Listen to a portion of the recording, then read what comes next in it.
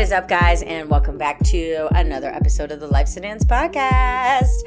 Thanks for pressing play and dancing with me today. We are officially in the month of love, and so I have something very special planned this month. I am loosely planning an entire series throughout the month of February based on the topic of love.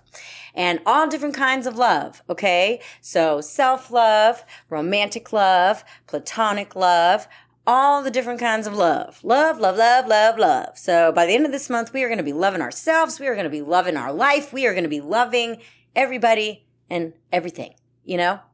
Well, let's hope so. So today, specifically, let's get started. I am focusing on the most important love of all. Drum roll, please.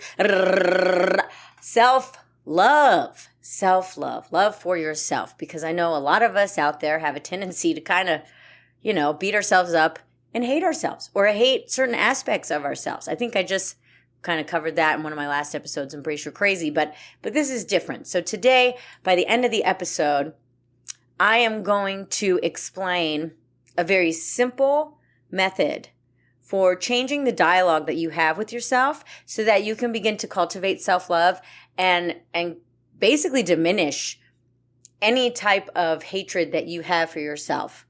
Because if I'm being honest with you guys, which I'm always being honest with you guys, there's no reason not to be, I used to hate myself. Like for a very long time. As somebody who struggled and still does struggle with depression, I struggled with it my whole life. I only recently started taking medication and then decided, I needed to seek some natural remedies instead. But, it's been an ongoing learning process trying to just work through the natural hormonal things that are happening that are causing my depression, let alone like the past trauma that causes depression. So over a lifetime, right, you get to years, these seeds have been planted throughout your childhood and your 20s, and then you hit your 30s, and now I'm in my 40s. I actually just celebrated a birthday on the 2nd. So happy birthday to me. I'm 43.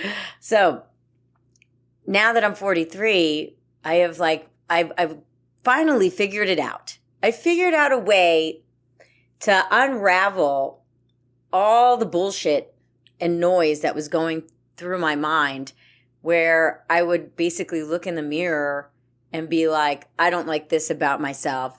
I've got wrinkles here and a zit there, and, I'm 10 pounds overweight, or, I'm not where I wanted to be by this point financially, career, whatever, The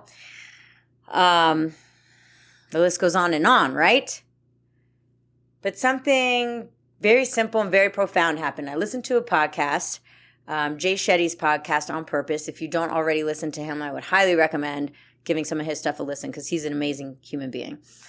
But he always poses this question at the end of the podcast, and it's, what is the most predominant thought that goes through your mind, that is going through your mind at present?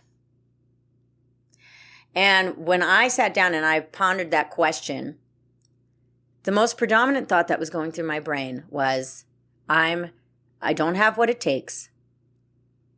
I'm not good enough. Those two things.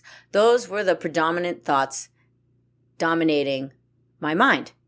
And as you probably know by now, the majority, 90% of your thoughts are repetitive from the day before, and the day before that, and the day before that. So how do we go about changing these thought patterns so that we can cultivate self-love after a lifetime of hatred? First of all, you have to point out, what is that one repeating thought? And maybe you're lucky. Maybe you are confident and you wake up every day and you're just like, man, I'm the shit. And I aspire to that. So thank you to those people out there who already have this figured out. I wish one of you would have started a podcast and let me know the secret earlier on. But that's okay. I'll forgive you. Trey likes to forgive. I don't hold a grudge. Back to the point. Sorry. I get sidetracked so easily. So you have to pinpoint and ask yourself, sit down and ask yourself, what is that one predominant thought that I'm having over and over again in my mind? What is it? Is it positive or negative? Because I can almost guarantee you it's a negative thought. And then from there, what is the opposite thought and seed that I can start planting now, that whenever that thought pops up into my brain, I can automatically recognize that thought, pump the brakes, and insert a new one. Because that's how we form the habit, is by creating the awareness. So now, what I did, I started inserting the statement, I'm proud of you. Simple. Super friggin' simple. Because how often do we sit down and say like, shit, girl, or dude, I'm proud of you. I feel like for most of us, not nearly enough. Not nearly enough. So this is how it all started. So then anytime I would get that thought in my head, you're not good enough. You can't handle it. You don't have what it takes. I would automatically hear it. Once I was able to pinpoint it out, I could hear it enter my head. And then I'd be like, nope, we're not listening to that no more. We are changing the fucking station, okay? I'm proud of you. Girl, I'm proud of you. Look what you did today.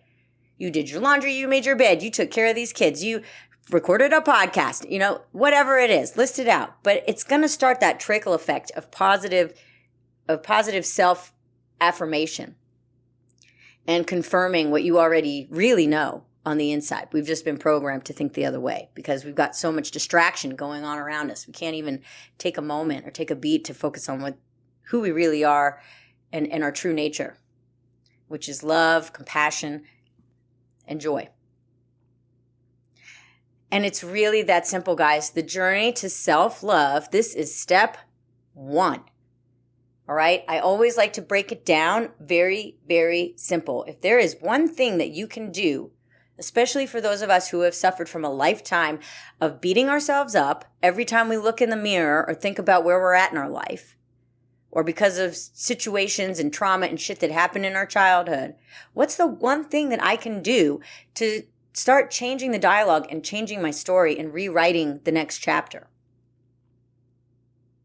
And it's very simply, what is the one thought that keeps repeating itself over and over again at the present moment? What is that thought? And chances are it is going to be some kind of limiting belief. And once you recognize it, figure out the the opposite, and figure out what that is so that you are ready when the next time that thought pops in to reverse the process and change the mental channel to the channel of self-love.